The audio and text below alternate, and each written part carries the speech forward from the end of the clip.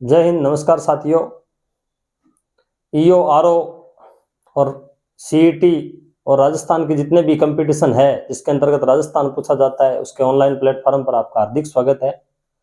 अपन बात लेके चल रहे थे राजस्थान की जलवायु। तो राजस्थान की जलवायु को सामान्य आधार पर 3 ऋतुओं में बांटा, उसका तीनों का अध्ययन अपन कर चुके हैं। अब उसके बाद में मानक वर्गीकरण के अंतर्गत राजस्थान किस में आता है? उष्ण और शीतोष्ण कटिबंध में आता है और लगभग पूरा भाग शीतोष्ण कटिबंध के अंतर्गत आता है, थोड़ा सा भाग उष्ण कटिबंध के अंतर्गत आता है। और तापमान महत्वपूर्ण घटक है जलवायु के निर्धारक में। तो कौन कौन से मानक है उसके बारे में अपन अध्ययन कर चुके हैं। अब राजस्थान की जलवायु का वर्गीकरण किस प्रकार से किया जा सकता है, तो आज अपने अध्ययन का विषय है राजस्थान की जलवायु का वर्गीकरण। जलवायु का वर्गीकरण। अगर जलवायु के वर्गीकरण की अगर बात करें तो राजस्थान की जलवायु को कई भागों में बांटा जा सकता है। तो मुख्य रूप से क्या क्या वर्गीकरण किया गया है, तो सबसे पहले अगर बात करते हैं नंबर 1 पर सामान्य वर्गीकरण। सामान्य, जिसको सामान्य वर्गीकरण अपन कह सकते हैं। तो एक तो सामान्य वर्गीकरण है, दूसरा वर्गीकरण है थार्नवेट का, तीसरा वर्गीकरण है कोपेन का। ये भूगोलविद है और उन्होंने राजस्थान की जलवायु को अलग अलग भागों में बांटा है। और उसके बाद में बात करते हैं टिवार्थ का। चौथा वर्गीकरण है टिवार्थ का। तो राजस्थान को सामान्य जलवायु के आधार पर बांट सकते हैं, थार्नवेट के अनुसार, कोपेन के अनुसार और टिवार्थ के अनुसार राजस्थान का वर्गीकरण अपन जलवायु का वर्गीकरण कर सकते हैं। सामान्य में मुख्यतः सामान्य की अगर बात करते हैं तो सामान्य में आधार क्या है? हर चीज का आधार भी जरूरी है। सामान्य में आधार क्या है? वर्षा है। वर्षा के आधार पर कितने जलवायु भागों में बांट सकते हैं राजस्थान को? तो एक तो हो जाएगा शुष्क, दूसरा हो जाएगा अर्ध शुष्क और तीसरा हो जाएगा उपार्ध और चौथा हो जाएगा अर्ध और पांचवा हो जाएगा अतिआर्ध। तो राजस्थान को सामान्य वर्षा के आधार पर जिसका वर्गीकरण है वो कितने भागों में कर सकते हैं? 5 भागों में कर सकते हैं। शुष्क, अर्ध शुष्क, उपार्ध, आर्द्र और अतिआर्द्र। तो शुष्क में वर्षा क्या हो जाती है? 0 से लेकर 20 सेंटीमीटर, अर्ध शुष्क में 20 से 40 और उपार्ध में 40 से 60 सेमी वर्षा और आर्द्र में 60 से 80 सेमी वर्षा और अतिआर्द्र में 80 से 120 सेमी वर्षा। तो सामान्य आधार पर राजस्थान की जलवायु को कितने भागों में अपन बांट सकते हैं? शुष्क में, अर्ध शुष्क में, उपार्ध में, आर्द्र में और अतिआर्द्र में बांट सकते हैं। शुष्क में 0 से 20 सेमी, अर्ध शुष्क में 20 से 40 और उपार्ध में 40 से 60 और आर्द्र में 60 से 80 और अतिआर्द्र में 80 से 120 सेंटीमीटर वर्षा रेखा के आधार पर बांट सकते हैं। तो ये राजस्थान का जलवायु का सामान्य वर्गीकरण है सबसे पहले। उसके बाद में जो थार्नवेट का वर्गीकरण है वो मानक है। मानक का मतलब हो गया कि राजस्थान की जलवायु के सर्वाधिक निकट या सही तरीके से जो अगर कहें तो उसमें वो किसका वर्गीकरण है? थार्नवेट का वर्गीकरण मानक है। अब इसका आधार क्या है? इसने किस आधार पर इसका वर्गीकरण किया है? आधार क्या है? इन्होंने एक तो तापमान को बेस बनाया है, तापमान, वर्षा और वाष्पीकरण। तापमान का मतलब यहां पर तापमान की स्थिति कैसे रहती है और वर्षा है वो वर्षा की स्थिति राजस्थान में क्या है। और वाष्पीकरण का मतलब हो गया कि पेड़ पौधे जो क्या है कि श्वसन क्रिया के द्वारा जो क्या है कि जल का उत्सर्जन करते हैं वो वाष्पीकरण कहलाता है, यानी वाष्प का उत्सर्जन किस तरीके से होता है। तो इन्होंने 4 भागों में बांटा है, EAD और दूसरा है DBW, दूसरा है DBW और तीसरा है DAW और चौथा है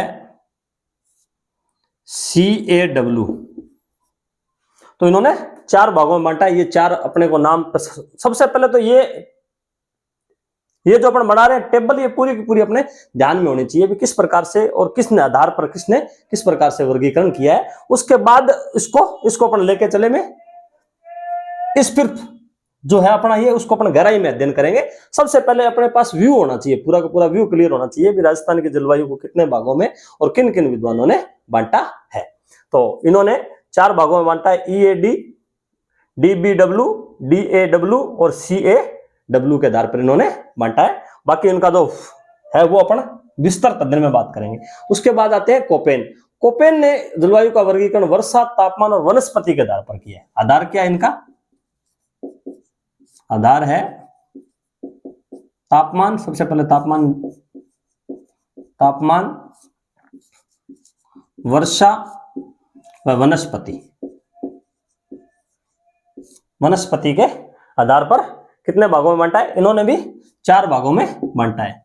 तो सबसे पहले जो मरुस्थलीय है वहां से अपन लेके चल रहे हैं, ये वाला सेम उसके अकॉर्डिंग है, ये पूरा पूरा जो विभाजन है वो मरुस्थल के अकॉर्डिंग है, इसके अकॉर्डिंग इसको अपन लेके चल रहे हैं। तो सबसे पहले BW, सबसे पहले अपना इसके अंतर्गत हो जाएगा BWHW,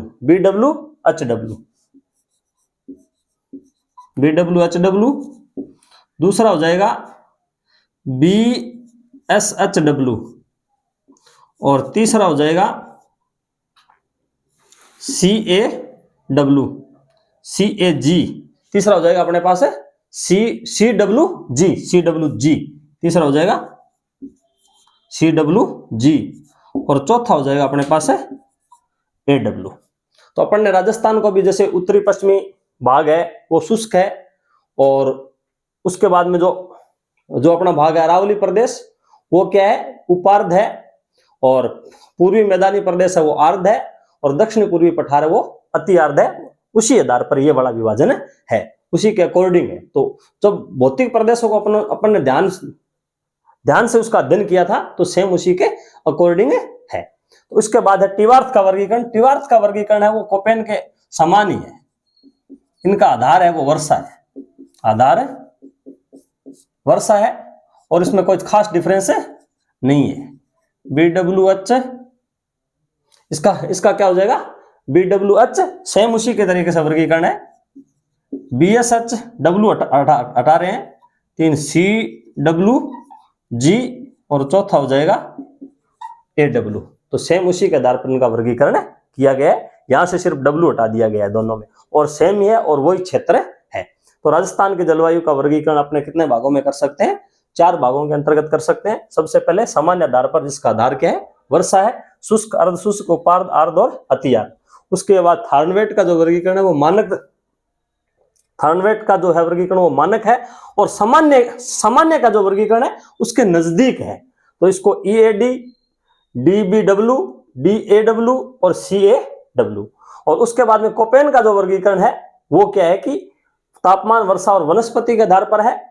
BWHW, BSHW, CWG और AW। और टिवार्थ का वर्गीकरण है वो कोपेन के वर्गीकरण के आधार पर ही है, बेस उसका क्या है? कोपेन का वर्गीकरण ही है, BWH, BSH और CWG और AW। तो ये अपने पास राजस्थान का पूरा जो जलवायु का वर्गीकरण है उसका व्यू अपने पास तैयार हो गया। अब अगर इनको विस्तृत रूप से पढ़ते हैं कि इसमें सबसे पहले अपन बात करते हैं सामान्य वर्गीकरण की, तो इसको गहराई में अगर इस बात का अध्ययन करते हैं तो सबसे पहले बात करते हैं सामान्य वर्गीकरण की।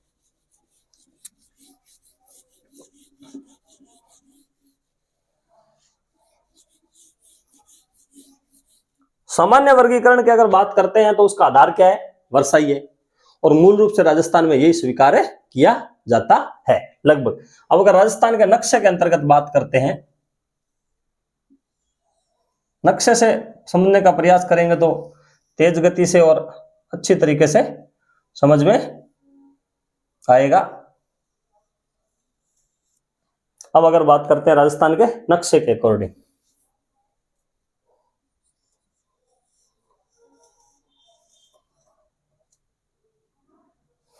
राजस्थान के नक्शे के अकॉर्डिंग बात करते हैं तो सबसे पहले शुष्क वाला प्रदेश क्या कौन सा हो जाएगा? ये वाला क्षेत्र हो जाएगा, और ये वर्षा सेमी कितनी हो जाएगी? 20 सेमी वर्षा रेखा हो जाएगी। तो सबसे पहले अपन इसी क्षेत्र की अगर अपन बात करते हैं तो इसको अपन क्या क्या माना था? इस क्षेत्र को अपन ने शुष्क प्रदेश माना है। क्या माना है? शुष्क,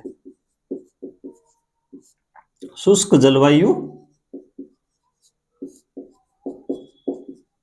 प्रदेश। राजस्थान के भौतिक प्रदेश के अंतर्गत भी अपने राजस्थान का जो भाग है, सबसे पहले उत्तर पश्चिमी मरुस्थलीय प्रदेश, उसको दो भागों में बांटा है, शुष्क और अर्ध शुष्क। सेम वही बात है, वही शुष्क प्रदेश है, शुष्क जलवायु प्रदेश, जिसमें बालू का स्तूप मुक्त प्रदेश भी है और बालू का स्तूप युक्त प्रदेश भी है। तो ये वाला क्षेत्र है वो लगभग बालू का स्तूप युक्त प्रदेश वाला है।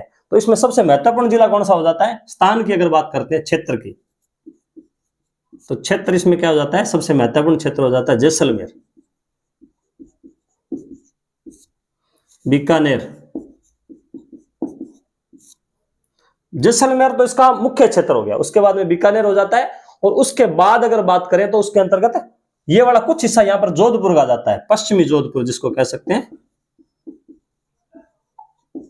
पश्चिमी जोधपुर और पश्चिमी बाड़मेर, कुछ हिस्सा बाड़मेर का भी इसमें शामिल है। तो ये अपने क्षेत्र की अगर बात करें तो सबसे पहले शुष्क जलवायु प्रदेश कौन सा? ये है। इसमें कौन कौन से क्षेत्र शामिल होते हैं? वही बात है जो राजस्थान का भौतिक प्रदेश पड़ा है उसी के अकॉर्डिंग है, कोई खास डिफरेंस नहीं है, बस थोड़ा सा अलग से याद रखना है। इसमें एक महत्वपूर्ण बात आती है, इसमें तापमान क्या रहता है? अगर तापमान बात करें, समर तापमान, टेम्परेचर समर, यानी गर्मी में यहाँ पर तापमान की बात करते हैं तो यहाँ पर गर्मी का तापमान कितना रहता है? तो गर्मी का तापमान अपने को पता ही है, यहाँ 40 से 50 डिग्री तक पहुंच जाता है, परंतु वो 40 से 45 डिग्री तापमान इस क्षेत्र का रहता है। और सर्दियों का यहाँ तापमान है, वो सर्दियों का जो टेम्परेचर है वो यहाँ पर 12 से 18 डिग्री सेल्सियस है, या फिर 12 से 16 डिग्री सेल्सियस के लगभग रहता है। ये इस क्षेत्र की महत्वपूर्ण बात, वही बात है, सेम वही बात है, उसमें कोई खास ज्यादा अंतर नहीं है। अगर इस क्षेत्र की मिट्टी की बात करें तो मिट्टी कौन सी है? एरिडोसोल्स, एरिडोसोल, यानी को जो यूएसए का जो वर्गीकरण है उसके आधार पर इसकी मिट्टी कौन सी है? एरिडोसोल्स है, और जिसको अपन रेतली बलुई मिट्टी भी कह सकते हैं। और इस क्षेत्र की बात करें तो इस क्षेत्र में और महत्वपूर्ण क्या हो जाएगा? यहां पर वनस्पति की बात करें तो किस प्रकार की है? वनस्पति मरुदभिद वनस्पति है, मरुदभिद वनस्पति या जीरोफाइटा, जीरोफाइट्स वनस्पति यहां पर पाई जाती है। और इस क्षेत्र की अगर बात करें तो इस क्षेत्र में क्या है? दैनिक तापांतर भी उच्च है, दैनिक तापांतर व वार्षिक तापांतर,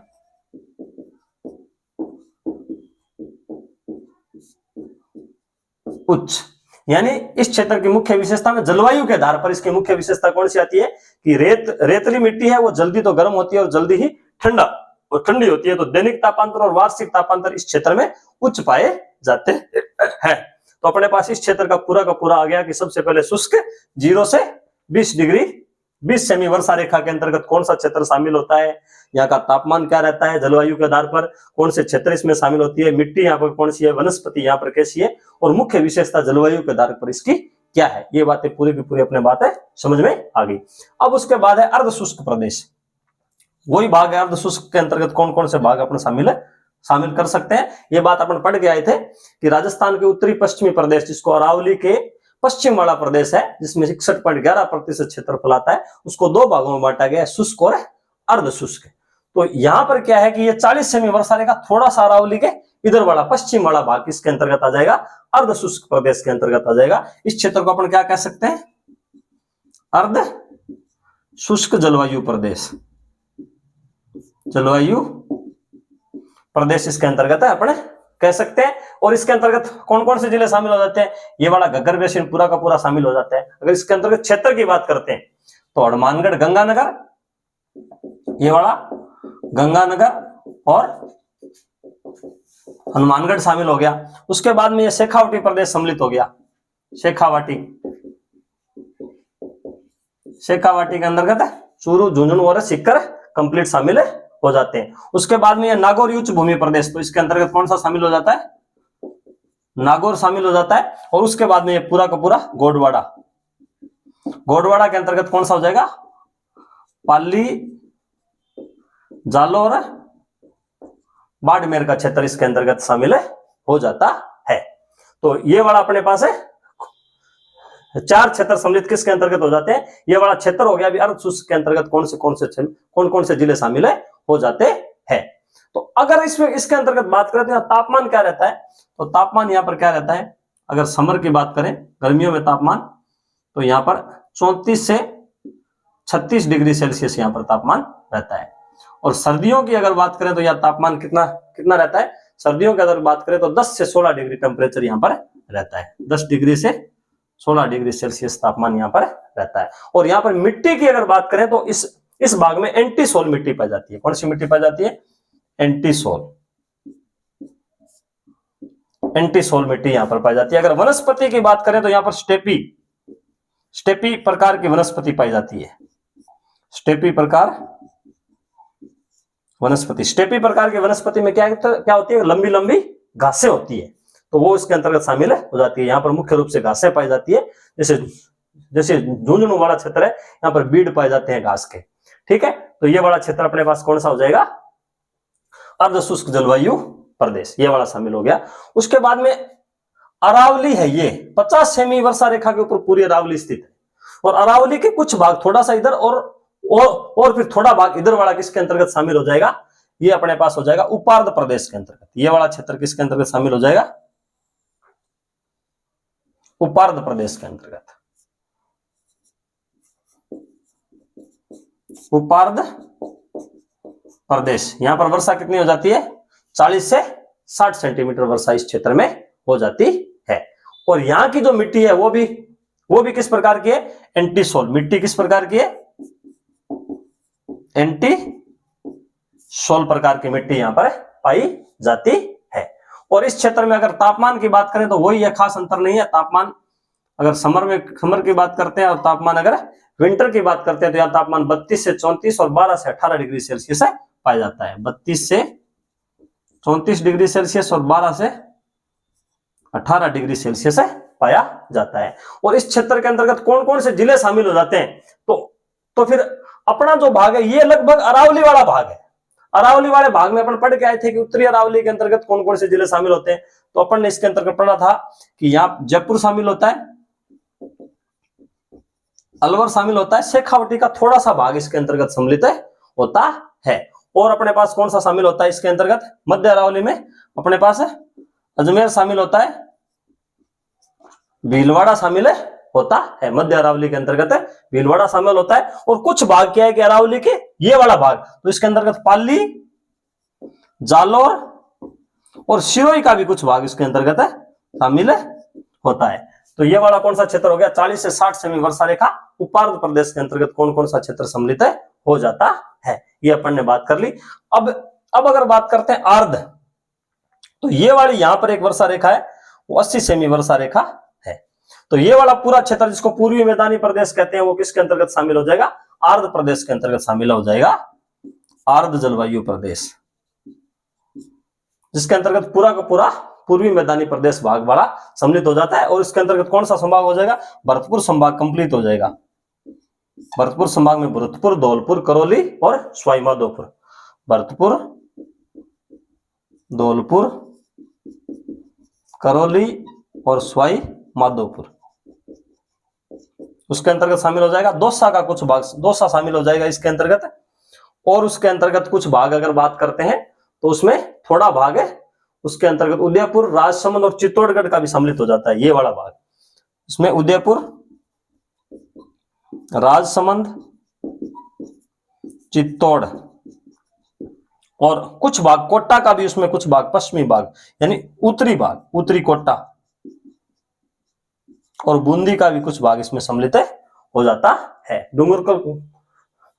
डूंगरपुर का भी कुछ थोड़ा सा भाग इसके अंतर्गत शामिल हो जाता है। और यहां पर तापमान 32 से 34 तापमान कितना रहता है, 32 से 34 डिग्री सेल्सियस।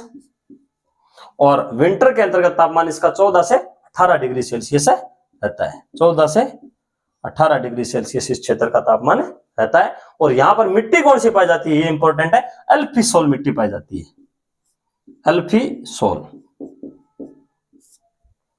तो यहाँ पर अल्फिसोल मिट्टी पाई जाती है। कौन सा क्षेत्र हो गया, कौन सा टेम्परेचर हो गया, कौन सी वर्षा रेखा के बीच हो गया, 60 से 80 सेंटीमीटर वर्षा रेखा के बीच में ये वाला भाग हो गया। अब 80 से 120 वाला, इस क्षेत्र के अंतर्गत कौन कौन से भाग शामिल हो सकते हैं? अगर इसकी बात करें तो ये पूरा दक्षिणी पूर्वी पठार हो जाएगा। इसमें दक्षिणी पूर्वी पठार चारों जिले हो जाएंगे, कोटा, बूंदी, झालावाड़ और बारा। और दूसरा क्षेत्र इसमें हो जाएगा वागड़ क्षेत्र। वागड़ क्षेत्र के अंतर्गत है डूंगरपुर, बांसवाड़ा और प्रतापगढ़, इसके अंतर्गत शामिल हो जाएगा। और अगर बात करते हैं तो इसको अपन क्या कह सकते हैं? अति आर्द्र प्रदेश। इस चीज को अपन क्या कहेंगे? अति आर्द्र प्रदेश, अति आर्द्र जलवायु प्रदेश इसको अपन कह सकते हैं। और यहाँ पर मिट्टी किस प्रकार की पाई जाती है? वर्टिसोल्स, वर्टिसोल प्रकार की मिट्टी यहाँ पर पाई जाती है। यहाँ पर तापमान नॉर्मल कितना रहता है? समर में तो 30 से 34 डिग्री सेल्सियस, और विंटर में भी इसका तापमान उच्च रहता है, 14 से 18 डिग्री सेल्सियस इसका तापमान रहता है। तो ये अपन बात की कि सबसे पहले आर्द्र प्रदेश और अति आर्द्र प्रदेश। इसमें वही राजस्थान का जो भौतिक विभाजन है सेम उसी के अकॉर्डिंग है। आपको ये मानना है कि शुष्क प्रदेश जिसके अंतर्गत बालू का स्तूप युक्त और मुक्त वाला प्रदेश है वो किसके अंतर्गत आ जाएगा? शुष्क जलवायु प्रदेश के अंतर्गत। क्षेत्र अपने आप याद हो जाएगा, सिर्फ तापमान को ध्यान में रखना है, 40 से 45 और 12 से 16 डिग्री। मिट्टी ध्यान में रखनी है, एरिडोसोल्स, और वनस्पति भी अपन इसके अंतर्गत पढ़ा के आ चुके हैं। इस क्षेत्र के अंतर्गत यहाँ पर मृद और जीरोफाइटा वनस्पति पाई जाती है। पूरा क्षेत्र कंप्लीट हो गया। उसके बाद में बात करते हैं अर्ध शुष्क प्रदेश। अर्ध शुष्क प्रदेश के अंतर्गत अपने दो भागों में बांटा था, उत्तरी पश्चिमी मरुस्थल प्रदेश को।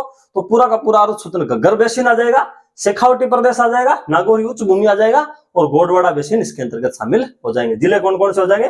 घग्गर बेसिन में गंगानगर, हनुमानगढ़, शेखावटी में चूरू, सिक्कर और झुंझुनू, और नागौर में नागौर उच्च भूमि में नागौर, और यहाँ पर जालोर, पाली और बाड़मेर का कुछ भाग इसमें सम्मिलित हो जाता है। जालोर, पाली और बाड़मेर का भाग सम्मिलित हो जाएगा। यहाँ पर मिट्टी कौन सी पाई जाती है? एंटीसोल पाई जाती है। जलवायु कौन सी है? अर्ध शुष्क है। तापमान 34 से 36 और 10 से 16 डिग्री तापमान इसमें पाया जाता है। और 40 सेमी वर्षा रेखा है। इसको एक ये भी बात ध्यान रखना कि ये 40 सेमी वर्षा रेखा पूरे राजस्थान को पूरे बराबर दो भागों में बांटती है।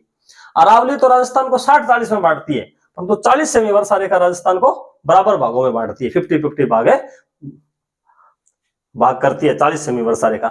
उसके बाद में अपने पास आता है उपार्ध प्रदेश। उपार्ध प्रदेश में 40 से 60 डिग्री, यानी अरावली को अपने 3 भागों में बांटा था, उत्तरी, मध्य और पश्चिमी अरावली। इसका वही भाग किसके अंतर्गत शामिल हो जाएगा? उपार्ध प्रदेश के अंतर्गत सम्मिलित हो जाएगा। इसमें अलवर, जयपुर का कुछ भाग और सिक्कर, झुंझुनू का थोड़ा हिस्सा इसके अंतर्गत शामिल हो जाएगा। और इसके अंतर्गत क्या हो जाएगा? पूरा अजमेर शामिल हो जाएगा। और इसके अंतर्गत यहाँ पर कौन कौन सा भाग हो जाएगा? थोड़ा सा इसके अंतर्गत है राजसमंद, और जो इधर का भाग है पाली, जालोर और सिरोही का कुछ भाग इसमें सम्मिलित हो जाएगा। और यहाँ की मिट्टी कौन सी है? एंटीसोल प्रकार की मिट्टी यहाँ पर पाई जाती है। एंटीसोल प्रकार की मिट्टी पाई जाती है। उसके बाद में अगर अपन बात करते हैं उपार्ध के बाद में आर्द्र, यानी कि जो पूर्वी मैदानी प्रदेश है उसको 3 भागों में बांटा गया है। ये बांसवाड़ा वाला जो ये वाला माई बेसिन को छोड़कर बाकी चंबल बेसिन और अपने पास बाणगंगा बेसिन वाला जो भाग है वो किसके अंतर्गत शामिल हो जाएगा? अपने पास है पूर्वी मैदानी प्रदेश के अंतर्गत शामिल हो जाएगा। और उसके अंतर्गत मुख्य जिले अपने पास कौन कौन से शामिल हो जाएंगे? पूरा का पूरा डांग वाला क्षेत्र सम्मिलित हो जाएगा, भरतपुर, धौलपुर, करौली और सवाईमाधोपुर, दौसा इसके अंतर्गत शामिल हो जाएगा। और ये वाला पहाड़ी प्रदेश में उदयपुर, राजसमंद, चित्तौड़ वाला ये क्षेत्र सम्मिलित हो जाएगा। और कुछ यहाँ पर बूंदी और कोटा का भी क्षेत्र इसके अंतर्गत शामिल हो जाएगा, 80 सेमी वर्षा रेखा। और फिर उससे जो नीचे है उसके अंतर्गत 3 महत्वपूर्ण जिले हो जाएंगे, बूंदी, कोटा और झालावाड़ जिले इसके अंतर्गत शामिल हो जाएंगे। और वागड़ वाले प्रदेश के तीनों जिले इसके अंतर्गत शामिल हो जाएंगे। वर्षा यहाँ 80 से लेकर के 120 सेंटीमीटर। और एक भाग इसमें और जोड़ लेना, माउंट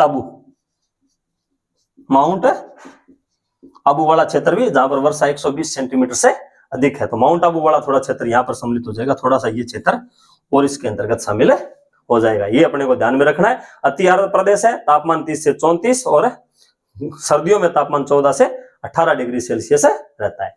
तो ये अपना कौन सा हो गया? सामान्य आधार पर, जिसका मुख्य आधार क्या है? वर्षा और 5 जलवायु प्रदेश और कौन कौन से क्षेत्र इसके अंतर्गत सम्मिलित होते हैं।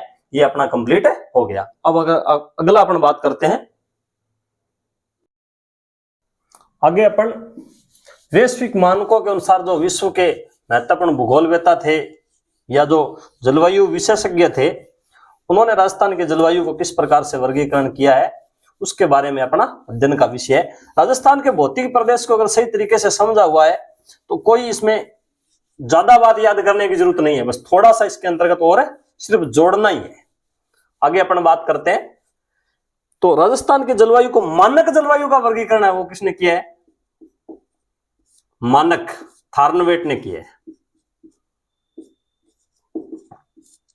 थार्नवेट ने किया है। तो थार्नवेट क्या है कि सबसे पहले 1931 में वर्गीकरण करते हैं। 1931 में जलवायु का वर्गीकरण करते हैं और 1948 में संशोधन करते हैं। ये दो फैक्ट भी अपने को ध्यान में रखना है कि 1931 में तो उन्होंने जलवायु का वर्गीकरण किया और 1948 में उन्होंने उसमें फिर संशोधन किया। तो ये क्या है कि पूरी जलवायु को 5 प्रकार में बांटते हैं, ए, बी, सी, डी और ई, 5 प्रकार की जलवायु ये बांटते हैं। तो अपने को ये ध्यान में रखना कि ये ए मानते हैं ये अति आर्द्र, अति आर्द्र, ठीक है, और बी मानते हैं आर्द्र, और सी में मानते हैं उपार्द्र, और इसमें मानते हैं शुष्क, अर्ध शुष्क, अर्ध शुष्क, और ये मानते हैं शुष्क। तो ये 5 प्रकार की जलवायु मानते हैं। कौन मानते हैं? थार्नवेट मानते हैं कि अति आर्द्र, आर्द्र, उपार्द्र, अर्ध शुष्क और शुष्क, ये 5 प्रकार की जलवायु मानते हैं। 2 प्रकार की जलवायु इसके हिसाब से राजस्थान में नहीं पाई जाती, नहीं पाई जाती है। तो इसके हिसाब से राजस्थान में 3 ही प्रकार की जलवायु पाई जाती है। और ये 3 प्रकार की जलवायु को 3 भागों में बांटते हैं। ई वाला तो ये क्या बना दिया इन्होंने? E A, E D, E D W इन्होंने बना दिया। E A W, E A D, E A D क्या बना दिया इन्होंने? ई ए डी बना दिया। शुष्क वाली जो जलवायु उन्होंने ई ए डी बना दिया। ई के आधार पर है वर्गीकरण, ई और डी, डी बना दिया शुष्क जलवायु को। एक इन्होंने राजस्थान के हिसाब से 2 भाग में किया, डी के फिर उन्होंने 2 डिवाइडेशन किए। तो एक तो बनाया उन्होंने D B W, D B W बनाया एक तो इन्होंने, और एक इसने 2 भाग, दूसरा भाग इसका बनाया डी ए डब्ल्यू, और उपार्द्र वाली जलवायु उसको सी ए डब्ल्यू बनाया, इसका बनाया सी ए डब्ल्यू। तो राजस्थान की जलवायु को इसने कितने भागों में बांटा? 4 भागों में बांटा है। और उसके अंतर्गत अर्ध शुष्क वाला जो भाग है उसको 2 भाग इन्होंने कर दिए। बाकी तो वही है, शुष्क वाला भाग हो गया, एक उपार्द्र वाला भाग हो गया, और एक अर्ध शुष्क वाले भाग को इन्होंने ए और बी 2 में डिवाइडेशन कर दिया। ये अपने को ध्यान में रखना है। अब राजस्थान के नक्शे के अकॉर्डिंग इसको समझते हैं कि कौन सा क्षेत्र कहां कहां आता है।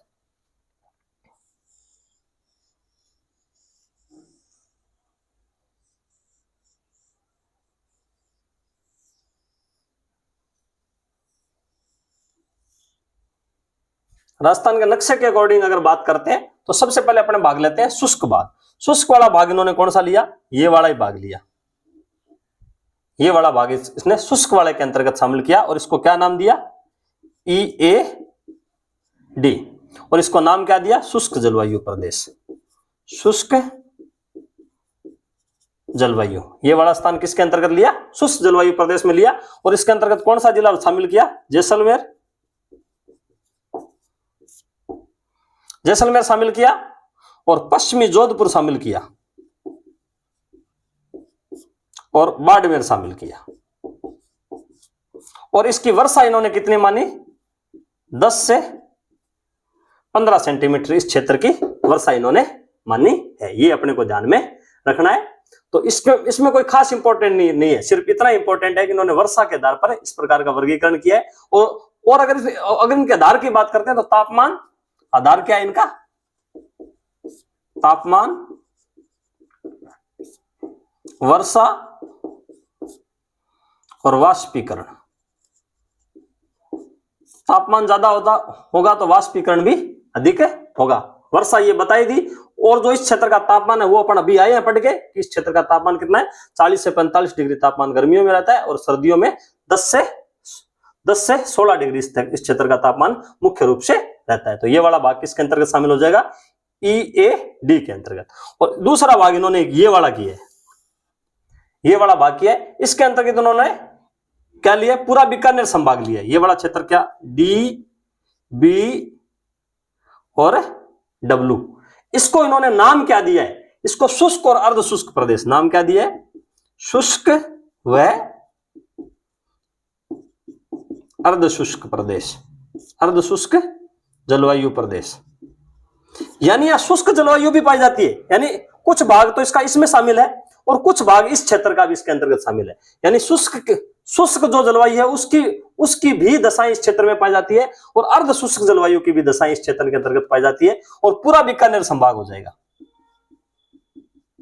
बीकानेर संभाग। बीकानेर संभाग के अंतर्गत चारों के चारों जिले इसके अंतर्गत शामिल हो जाएंगे, बीकानेर, गंगानगर, हनुमानगढ़ और चूरू जिले इसके अंतर्गत शामिल हो जाएगा, जहां पर शुष्क और अर्ध शुष्क जलवायु पाई जाती है। और इसकी वर्षा इन्होंने क्या मानी है, 15 से 20 सेंटीमीटर इस क्षेत्र की वर्षा इन्होंने मानी है। तो ये अपने को ध्यान में रखना है। बाकी क्या है कि पूरा क्षेत्र इन्होंने अर्ध शुष्क जलवायु के प्रदेश के अंतर्गत शामिल किया, ये वाला क्षेत्र छोड़ करके, ये वाला क्षेत्र छोड़ करके। ये वाला क्षेत्र अपने को पता ही है, ये वाला पश्चिमी पूर्वी दक्षिणी पूर्वी पठारी प्रदेश है, दक्षिणी पूर्वी पठारी प्रदेश, जिसके अंतर्गत कोटा संभाग पूरा आता है, कोटा, बूंदी, बारा और झालावाड़। ये वाला क्षेत्र किसके अंतर्गत आता है, वागड़ के अंतर्गत आता है। वागड़ में डूंगरपुर, बांसवाड़ा और प्रतापगढ़ वाला क्षेत्र शामिल हो जाता है। बांसवाड़ा, डूंगरपुर और प्रतापगढ़। तो ये तीनों क्षेत्रों को छोड़ करके ये जो पूरा का पूरा राजस्थान इन्होंने किसके अंतर्गत शामिल कर लिया, शुष्क जलवायु प्रदेश, अर्ध शुष्क जलवायु प्रदेश के अंतर्गत, अर्ध शुष्क जलवायु प्रदेश। पूरा राजस्थान किसके अंतर्गत शामिल कर लिया, ये वाला पूरा का पूरा क्षेत्र किसके अंतर्गत शामिल कर लिया, अर्ध शुष्क जलवायु प्रदेश, जिसके अंतर्गत कौन सा हो जाएगा, नागौर उच्च भूमि इसके अंतर्गत शामिल हो जाएगी, शेखावटी प्रदेश उसके अंतर्गत शामिल हो जाएगा, शेखावाटी इसके अंतर्गत शामिल हो जाएगा, डांग क्षेत्र इसके अंतर्गत शामिल हो जाएगा, गोडवाड़ा इसके अंतर्गत शामिल हो जाएगा, और उत्तरी अरावली इसके अंतर्गत शामिल हो जाएगा, मध्यवर्ती अरावली इसके अंतर्गत शामिल हो जाएगा, दक्षिणी अरावली इसके अंतर्गत शामिल हो जाएगा। पूरा का पूरा राजस्थान इन्होंने किसके अंतर्गत शामिल कर लिया, अर्ध शुष्क जलवायु प्रदेश। और इसको इन्होंने क्या नाम दिया, DAW। और इस क्षेत्र को क्या नाम दिया, CAW। और ये क्षेत्र किसके अंतर्गत शामिल हो जाएगा, COW। तो इतना ही ध्यान रखना है कि थारणवेट का जो वर्गीकरण है वो राजस्थान के अकॉर्डिंग है, मानक है। और इन्होंने 31 में अपना वर्गीकरण किया, 48 में इसको संशोधन किया। राजस्थान को 4 जलवायु प्रदेश के अंतर्गत, टोटल इन्होंने 5 जलवायु प्रदेश के अंतर्गत बांटा। अतिआर्द्र और आर्द्र राजस्थान के अंतर्गत नहीं पाई जाती है। उपार्द्र, अर्ध शुष्क और शुष्क जलवायु राजस्थान में पाई जाती है। शुष्क, अर्ध शुष्क के इन्होंने 2 भाग कर दिए, एक DAW और एक DBW इसके अंतर्गत कर दिए। और CAW उपार्द्र के अंतर्गत आ जाएगा। ये वाला भाग किसके अंतर्गत आ जाएगा, उपार्द्र जलवायु, उपार्द्र जलवायु के अंतर्गत शामिल हो जाएगा। कौन कौन सा क्षेत्र किसके अंतर्गत आता है, आधार क्या है इसका, वाष्पीकरण, तापमान और वर्षा इनका आधार है। तो ये दूसरा वर्गीकरण है वो थारणवेट का है।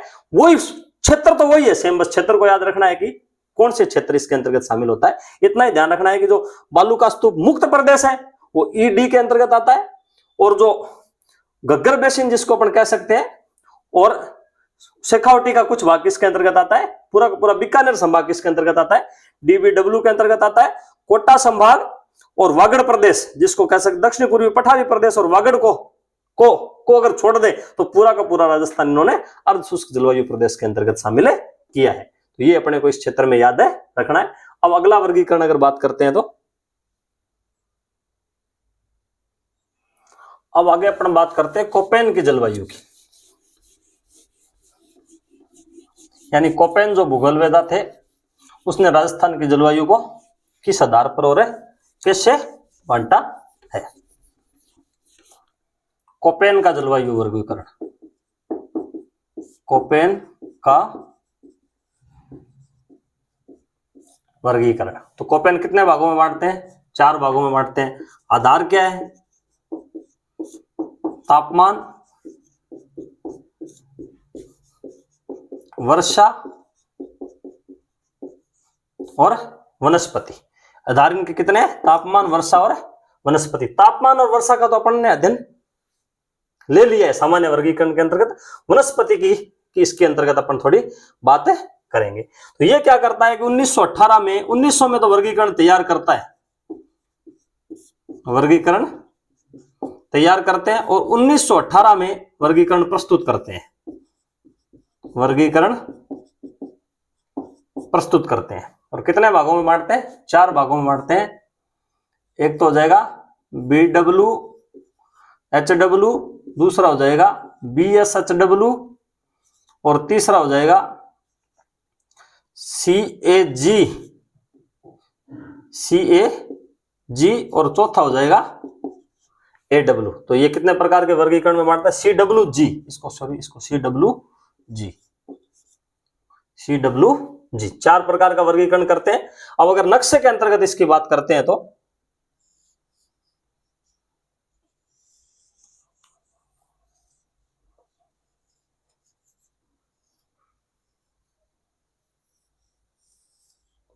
राजस्थान के नक्शे के अंतर्गत इनकी जलवायु के वर्गीकरण की बात करते हैं तो सबसे पहले कौन सा है? BW HW। और BW HW के अंतर्गत ये कौन सा क्षेत्र शामिल करते हैं? ये वाला क्षेत्र सम्मिलित करते हैं। तो ये वाला क्षेत्र कौन सा है? BW HW। इसके अंतर्गत कौन सा शामिल करते हैं? BW HW क्षेत्र सम्मिलित करते हैं। इसको क्या कहते हैं? शुष्क मरुस्थलीय। इस भाग ये भाग कौन सा है? शुष्क मरुस्थलीय। तो इस वाले क्षेत्र के अंतर्गत क्या क्या शामिल हो जाता है? ये अगर अपन इसके अंतर्गत बात करें तो इसके अंतर्गत अपने पास कौन सा जिला आ जाएगा? सबसे पहले जैसलमेर, बीकानेर और गंगानगर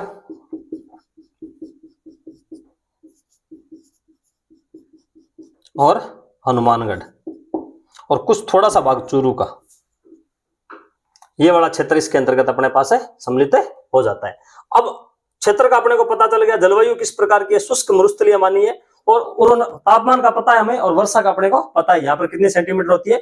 20 से या फिर 25-30 सेंटीमीटर यहाँ पर वर्षा होती है। यहाँ पर कम और यहाँ पर थोड़ी सी अधिक होती है। अब यहाँ पर वनस्पति कौन सी पाई जाती है? तो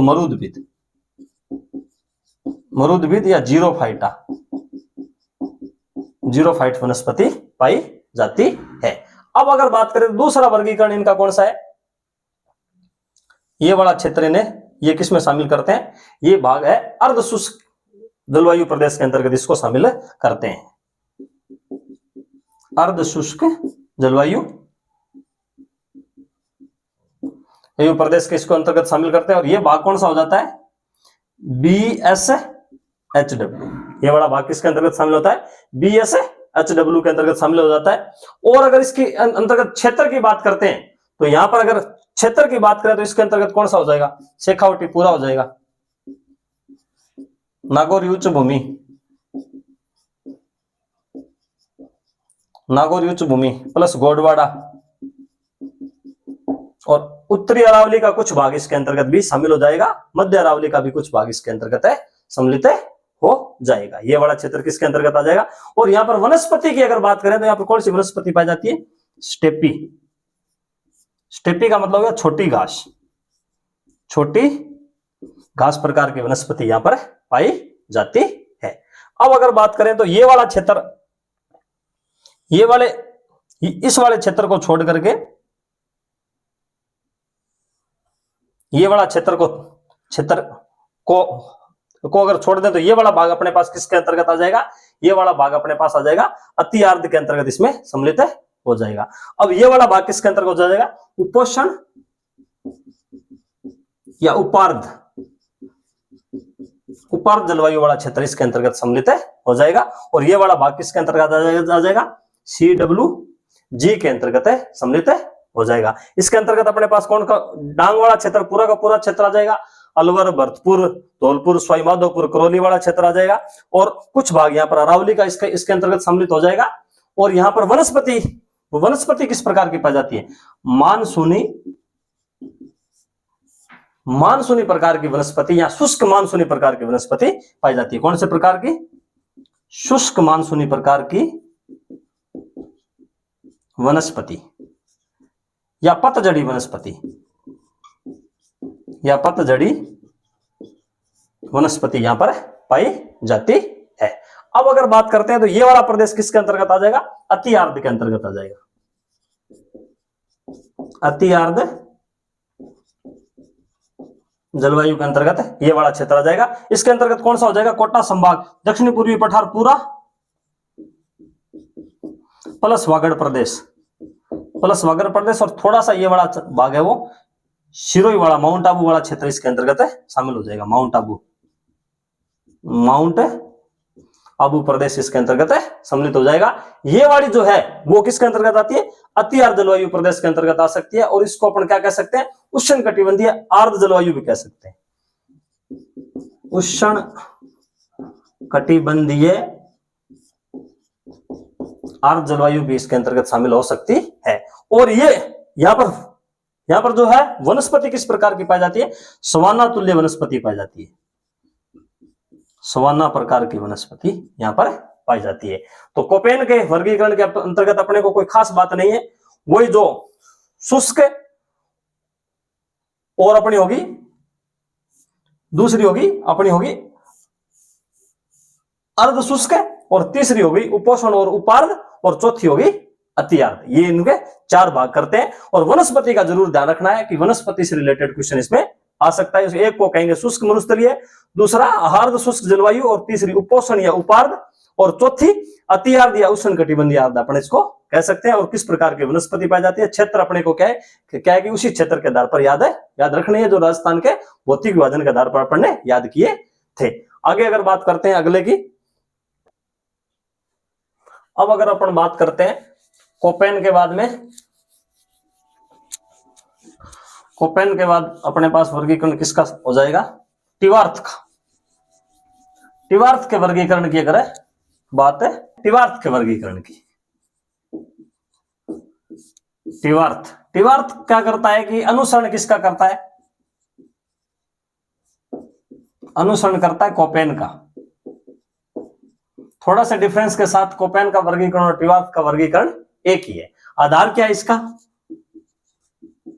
आधार है इसका वर्षा के आधार पर वर्गीकरण करते हैं। बाकी थोड़ा सा क्षेत्र का डिफरेंस आएगा। अगर राजस्थान के नक्शे के अकॉर्डिंग बात करें,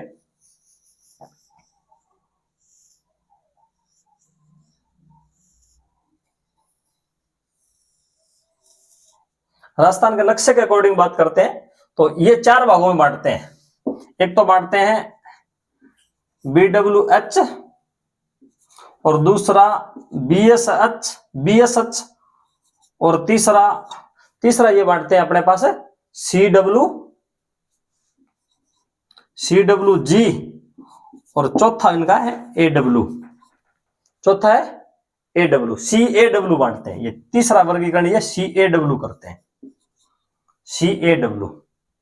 ये अपने को ध्यान में रखना है कि 4 प्रकार का वर्गीकरण है, वर्षा के आधार पर है। तो वर्षा के आधार पर ये वाली वर्षा ये मानते हैं, ये वाली वर्षा ये कितनी मानते हैं? 10 से 20 सेंटीमीटर मानते हैं। ये वाली 10 से 20 सेंटीमीटर, ये 50 से 80 सेंटीमीटर मानते हैं, ये 50 से 60 सेंटीमीटर मानते हैं, ये 50 से 60 सेंटीमीटर मानते हैं, और ये 60 से 80 सेंटीमीटर मानते हैं, और ये 80 से 100 सेंटीमीटर वर्षा मानते हैं। और इस आधार पर ये क्या करते हैं? सबसे पहले 10 और 20 वाले के अंतर्गत ये कौन सा शामिल करते हैं?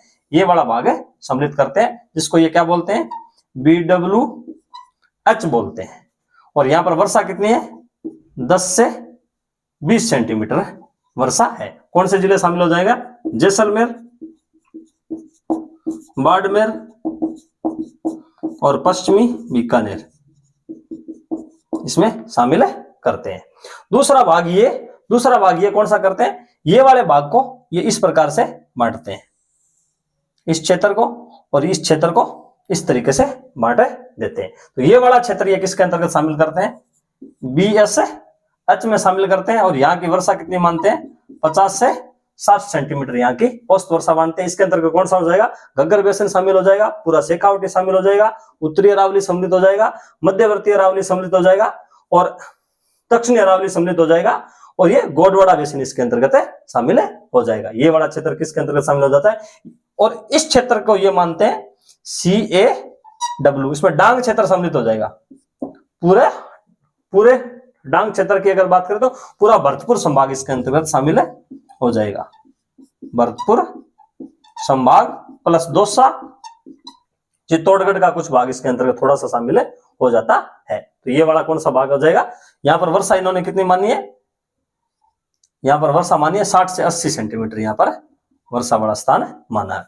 और इसके अंतर्गत क्या हो जाएगा, ये वाला पहाड़ी प्रदेश पूरा का पूरा हो जाएगा। उदयपुर संभाग कंप्लीट हो जाएगा। उदयपुर संभाग प्लस कोटा संभाग, प्लस कोटा संभाग, बाकी कुछ भाग टोंक का और भीलवाड़ा का शामिल इसमें हो जाएगा। और इस क्षेत्र को ये क्या मानते हैं, AW मानते हैं। और यहाँ वर्षा कितनी है 80 से 100 सेंटीमीटर मानते हैं। बस इतना ही है। राजस्थान के भौतिक प्रदेश अगर कंप्लीट रूप से याद है तो बस थोड़ा सा नक्शे के अंतर्गत लाइन को ध्यान में रखना है और पूरा का पूरा जलवायु प्रदेश है वो अपना क्लियर हो जाता है। इसी क्लास के साथ जय हिंद, जय भारत।